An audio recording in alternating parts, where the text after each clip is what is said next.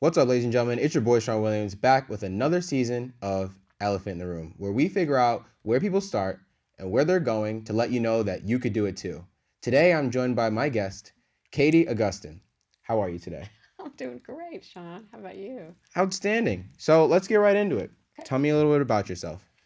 Well, gosh, I've been around for a while. So I live in Connecticut. I've been here for like 26 years. I grew up in Baton Rouge, Louisiana. Nice. I'm an energy healer. I'm a shamanic practitioner. I'm a transformation coach. So I work with a variety of people individually.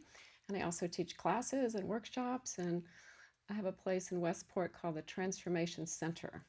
Wow, that's fantastic. So you're a life coach.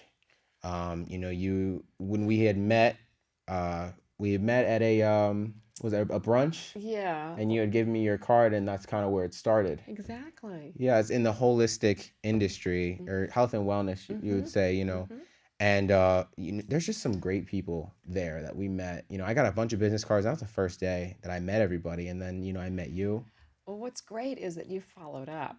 Yes, that is true. I mean, I needed help, so I was just like, okay, reach out to somebody, and you were the one who reached out to me, and but you went above and beyond like you always do, which we'll figure out in this, podcast about who you are as a person and everything. And I just from the bottom of my heart thank you so much.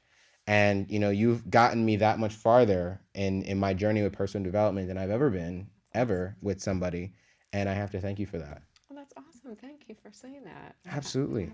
happy. I love working with people, and you're a real joy. So, Thank you. I mean, it's wonderful. I mean, when people are genuinely enthusiastic about helping people, it makes a difference not only for that person, but the person you're helping as well. yeah, no, that's so true. I mean, exactly. You get it back more than you give. That's the way I look at it. And, I learned about coaching and healing and all of this, and because I did it for myself, now I want to do it to help other people for themselves as well. Absolutely. I mean, you mentioned doing the coaching for yourself. Let's bring it all the way back to when you were a child and you were young.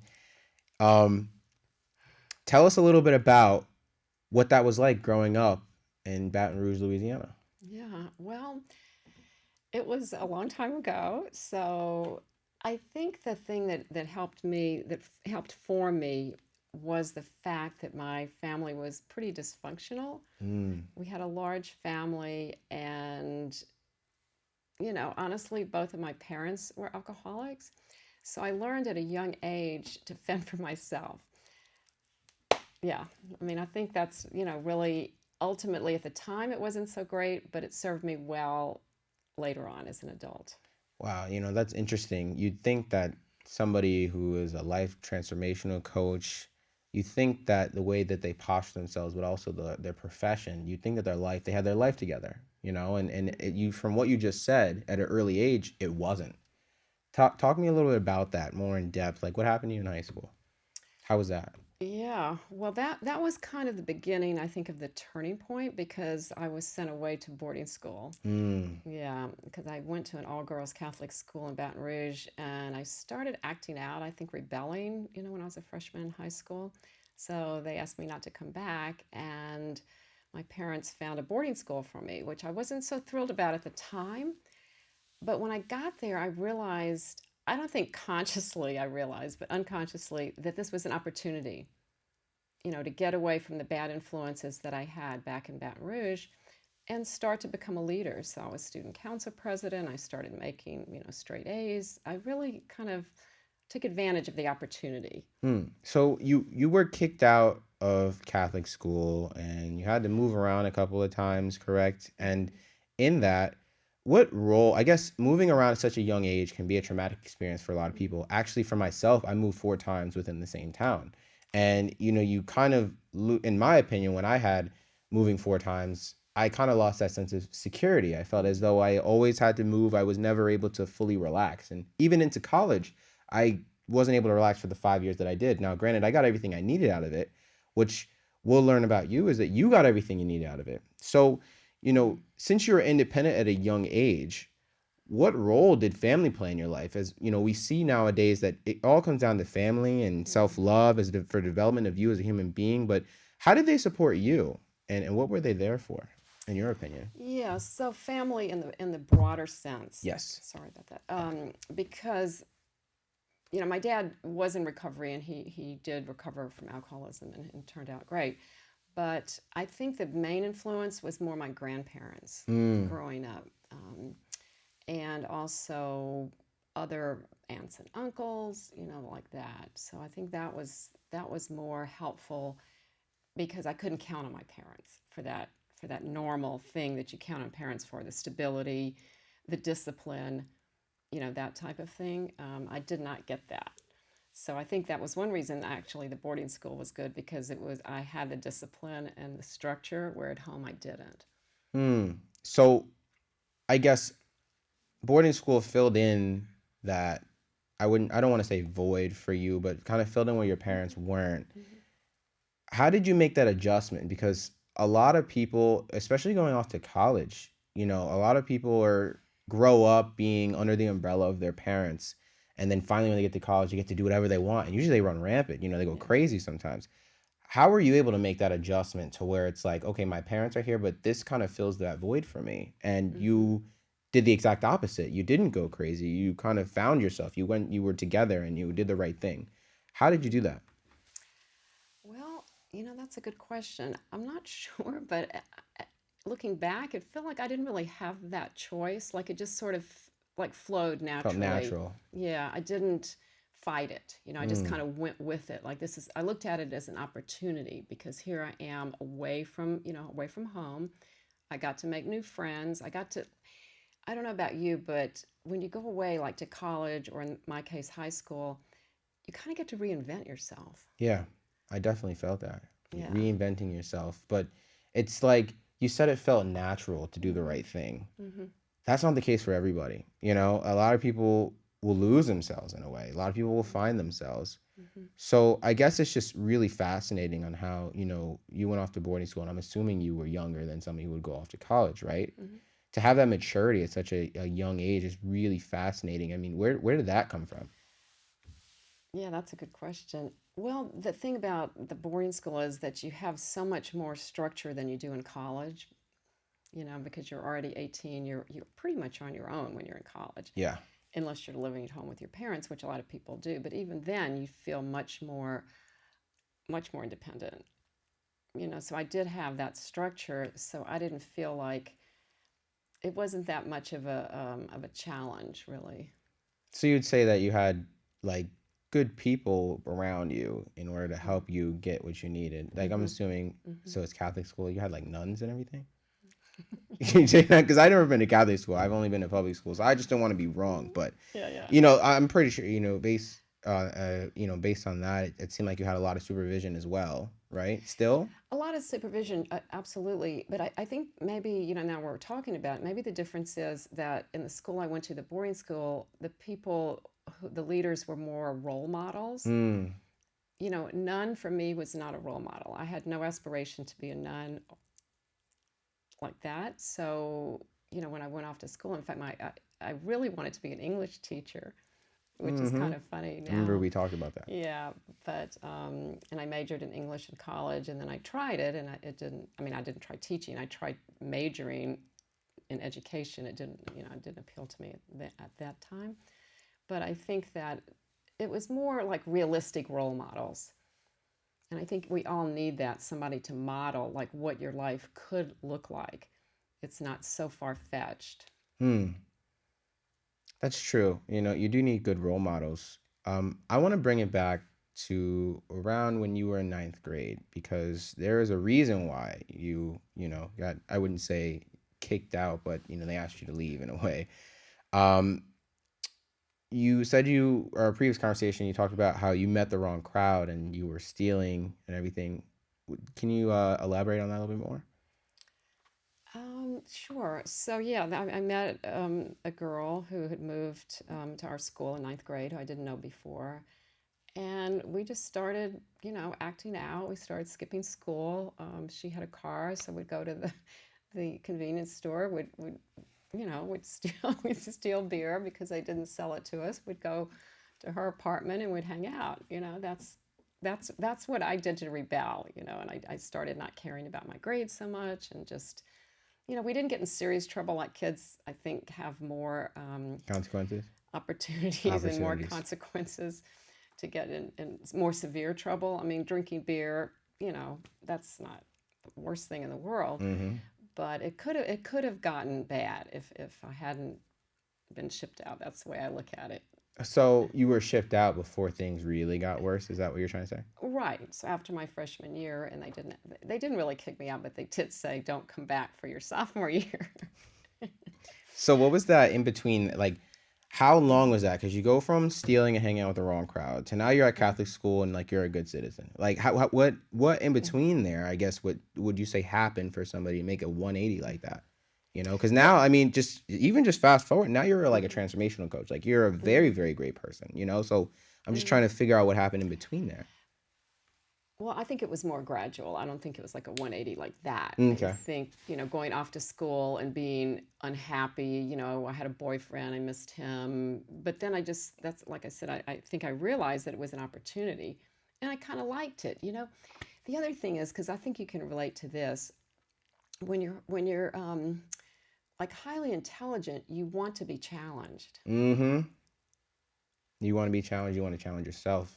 Exactly. So the school was difficult, academically, and I felt like it just engaged me more. So I got engaged in school and learning and trying new things. It was a different environment. It was in El Paso, Texas, so there was things that I'd never experienced before. So I think it just like got me out of my little rut. Mm. And when you're young and you're acting out, there's usually a reason for that. Yeah. You're unhappy with yourself. So you're looking for outlets, and a lot of them are not healthy outlets. That So goes I, back to when you said you found yourself in when you went to boarding school. yeah, so I think that's how it works. You get it was like a little wake up call, Mm. and a little opportunity to look and say, wait a minute, what am I doing? I'm only in high school. Why am I thinking that I have to have everything perfect? Let's just see where this goes. That's really interesting. It's like you're basically what you're saying is that your environment played a big role in who you were in school. But I guess just to get a little deeper, you had a very dysfunctional family life. How did it almost sounds like you went against that in a way. You said your parents were alcoholics. We mentioned even your sister was a rebel. Hmm. And here you are reinventing yourself. And but how though? If the environment played such a big impact on you in school, why not? But you're at home more. How come not at home? Maybe it's a little deep. Well, I think that it did. And when I would go home for summer, or it was tempting, or it wasn't simple to not get sucked back into that that Mm, that world. But I don't know. I made new friends in Baton Rouge as well. So I think I just, when you shift your trajectory just a little bit, it kind of, when something is in motion, it's normal. It keeps in motion until it's stopped, right? mm-hmm, That's some law of physics. mm-hmm. And if I'm already kind of changed my trajectory, that's it. I just kept moving in that In in that that in direction. that direction. Got you. So was all right. Fast forwarding. Hmm. It was English. Then was it transformational coaching? Like how many career jumps did you have to make till you knew it was that? Oh, okay. So I think, yeah, I got more into marketing, advertising when I was in Louisiana still. Okay. Yeah. And then when I moved to New York, I continued the marketing really. So business, I ended up getting, no, I didn't get a degree. My degree ended up being in English because I had so many credits already. I just kept it, but it wasn't education. It was just plain old English. Okay. So I didn't want to get into teaching. It's a good background because it's good to know how to It's good to write, speak English, to speak and write. Yeah. Yeah, yeah. So then I just got into marketing, and then when I moved from New York to Connecticut, I basically just kind of retired. I quit working, um, and I was a stay-at-home mom for a while. Mm-hmm. So then I transitioned into the volunteer world and did that for about 20 years with the Connecticut Association for the Gifted, and that was very rewarding, helping children who were misunderstood. and their parents and their teachers. So I enjoyed that for a long time. And then I was ready for something else. And so, the saying, when the student is ready, the teacher appears. Mm-hmm. So I met my mentor, my teacher, and that's how I was introduced to energy healing and a whole spiritual community. And from there, coaching, there's just so many avenues for personal development and personal growth. And I just experimented with a lot of things. Mm. It took training in a lot of different things, neuro linguistic programming. I got a master's in leadership at the Graduate Institute in Connecticut, in Bethany, Connecticut. And so it just kind of evolved. And now you're where you want to be. Yeah, yeah. Well, I'm never, stagnant. Well, yeah, no, of course it's a continuous thing, but you're Yeah. pretty much in the right area. Yes, in the right area. And what I want to do now is actually reach more people and help more people, and for them to realize that, we have everything we need inside of us. Yes. And so my job is just to point to that and then to have you realize that. So, it's like I'm a facilitator Yes. for your growth. And I think that's fantastic because not a lot of people look for advice. They don't really look for direction in that kind of way, be told what to do. And I think with transformational coaching, what you do, of course, is really amazing because we've even had a session, where you kind of show me what you did, and it's not, it's like we're reaching it together, and you're having me think a little bit outside my box, but in enough where I can understand it, and then be like, oh, I can make the connection.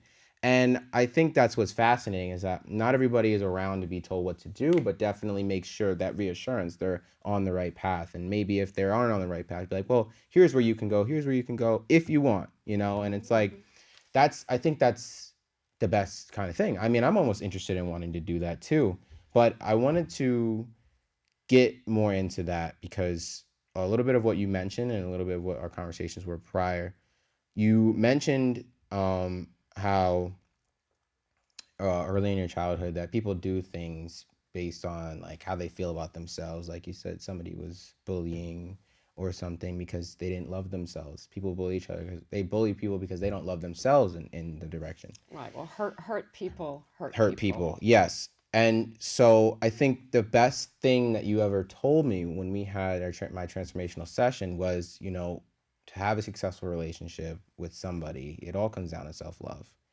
Everything comes down to self-love and how you treat yourself. And it sounds like, cliche, but it's really true because, how you do, I don't want to say how you do one thing is how you do everything, but how you speak to somebody is kind of similar to how you speak to yourself. And maybe people might not like that. So if that's the case, how can people love themselves? How do they do that? How can they get to that point? Yeah. Well, as one of my former teachers like to say, you start with liking yourself, accepting yourself.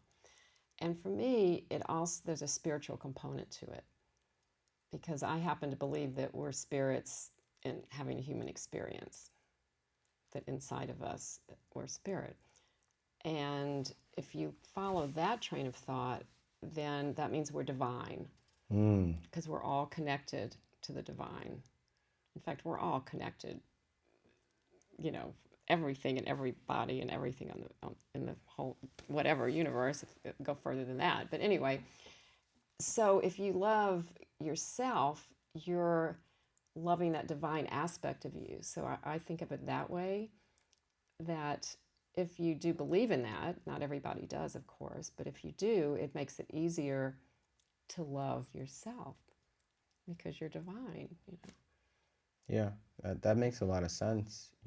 I recently had a breakup of my own, and getting through that is hard. I don't know who said getting through breakups is easy. It's not easy at all. It sucks. Like, I didn't realize how much it would hurt. And that's because one reason is because I love really hard, and I did get attached. Am I a bad person for that? Heck no. But I mean, I went all in, and then obviously for something to not work out is very devastating. But through the process of healing, and I can say that safely now because I'm very much healing. I had a talk with Katie, and I did start loving myself. And I feel like that was the issue from the beginning, is I didn't love myself. So that's why I asked you, like, how does somebody love themselves? Hmm. Because even Hmm. from the beginning, I didn't know what this was, but even thinking that, in order to have a relationship with somebody, you also have to know the relationship you have with yourself. And I didn't feel as though I had a relationship with myself. I didn't feel like that was important. But now I realize after my relationship and my breakup that that was very important. I would very much tell my partner, I don't love myself. I don't think I'm that great, blah, blah. And those words have power. And that slowly reflected to my partner, not in that way, but, something wasn't working.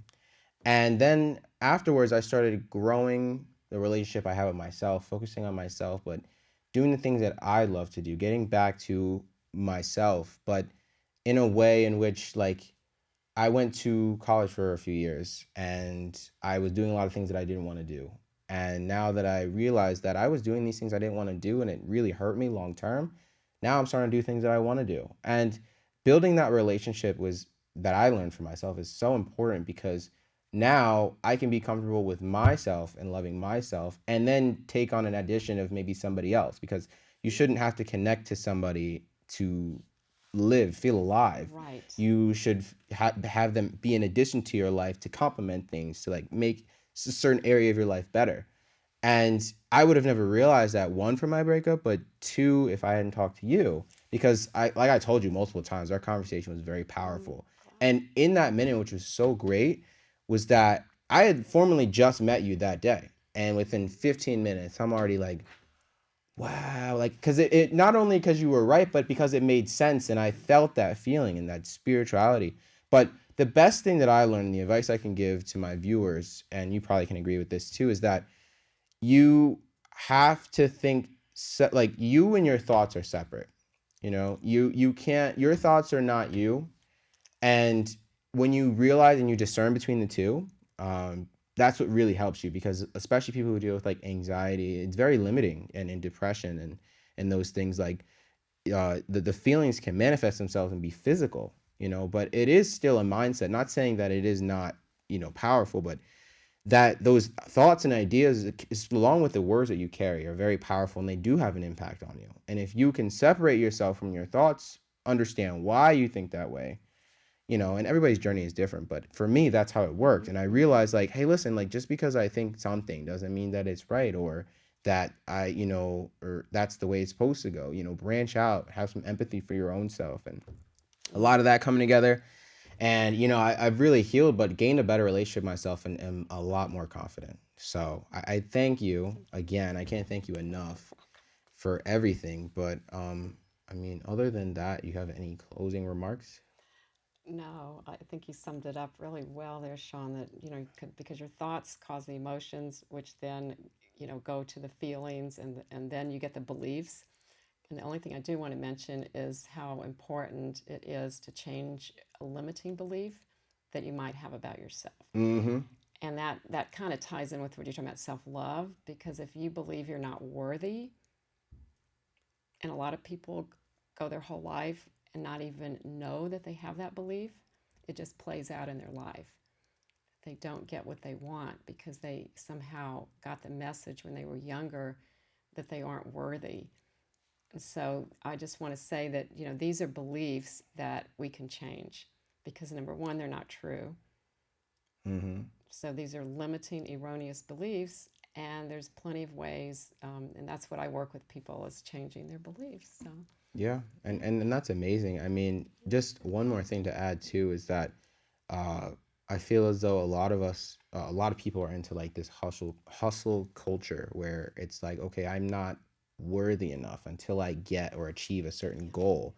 And I played into this as well, but you have to realize that the most important thing is appreciating yourself through the process and not waiting until you get there, because one, it's most likely not going to be what you thought it was, especially because you're holding on to all that. But two is that you have to give yourself a pat on the back as you go, because then that just carries you that much more forward. It Mm-hmm. sounds like a little like it's not supposed to work like that, but it does, because there's a lot of times where you get that feeling of you're doing things with no reward, and you have to keep trying to chase it, and it gets tiring. So don't forget to pat yourself on the back when you achieve something, even whether that's a successful day or getting up in the morning.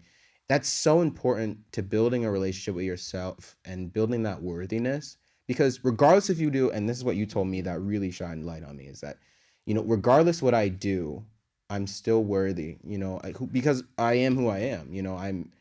I exist on this planet just for the pure fact of my presence. I am worthy. I'm enough. I'm perfect. I don't need to, do things in order to uh, have a sense of wholeness. I am Mm-hmm. just who I am, and what I'm doing now, or not even what I'm doing, just who I am sitting here right now is enough. Mm-hmm. And when you tell yourself that, yes, you can go get more things, but it's not a matter of that you need to, you should. It's more of I get to, I can, I'm capable of, I'm able Mm-hmm. to. Mm-hmm. And when you discern from those things, it really is a lot more empowering. And I think that you can attest to that as well as I can. But these things are a process. You have to keep doing them consistent and committed and just keep believing. And honestly, that's it. That's life. Yeah. So, Great. I mean, Katie, thank you for coming in. Oh, I thank you for really having me. appreciate it. Yeah, it's fun. And hopefully, if you have anything that the guests can, follow you by and Mm-hmm. keep track of you if they want to follow you. Yeah, sure. So I'm on Instagram at just my name, Katie Augustyn, Katie Augustyn. Absolutely. And if you guys are looking for any kind of transformational coach or just to have a conversation with her, she will be available. I'll be available. Make sure to check in. But other than that, this has been an episode of Elephant in the Room, and we'll see you next time. Thank you. Bye. Okay. That was interesting. I'm sweating. Yeah, you worked hard. That was really good, Shaun. You're great at this, by the way. Yeah. Oh, let me Yeah. start the recording for around space. Let's see if it worked.